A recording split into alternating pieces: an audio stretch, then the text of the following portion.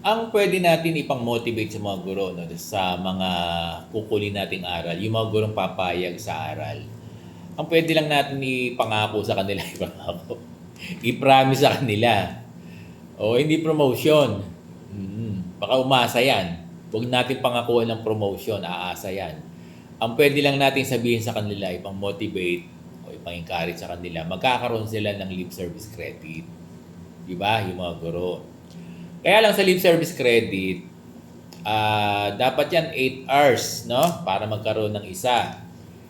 Sa NLC kasi, mahabang oras yun, kaya madaling makakuha ng lip service credit ng mga guro, no? Pero dito sa aral, dahil 2 hours lang, itong summer, ha?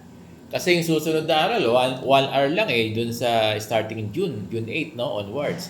Pero ngayon itong aral program natin ng summer, to my understanding, 2 oras. So kung makakadalawang oras yung guro, dapat, cumulative kasi yan no? Cumulative. Dapat maka 8 hours siya, maka 4 na araw bago magkaroon ng isang lip service credit. Yan yung pwede nating ipang-motivate sa mga guro.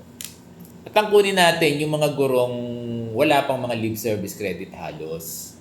Di ba? Yan yung pwede natin pang-motivate sa mga guro natin. Huwag yung kasama yan sa IPCRF. Hindi. So, okay na yun sa mga guro. Para ma-motivate natin sila, ulit-ulitin ko, sabihin natin sa kanila, meron tong lip service credit. At sigurado ako, may mga gurong papatol dito, no? Oo. Lalo na yung mga bagong teacher, wala pa silang masyadong lip service credit, no? Na mahuhusay. Lahat naman ng guro mahuhusay. Di ba? So, ganun lang ang ipang-motivate natin sa mga guro natin.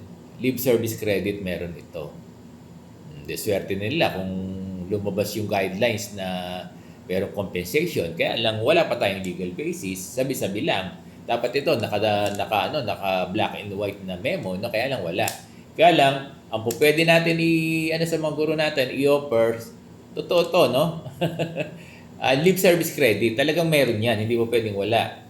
Official DepEd program itong aral Basta lahat ng official DepEd program na yung mga guro ay uma-attend ng beyond their official time Basta beyond their official time, meron niyang lip service credit. Is that clear? So ganun lang. Dear teachers, kung kayo ay kukunin sa aral, magkakaroon kayo ng lip service credits na pwede niyong gamitin kapag emergency.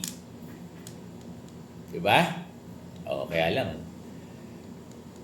pag ang mga guro, maraming lip service credit, ay tinetake advantage, no? Lib ng lib.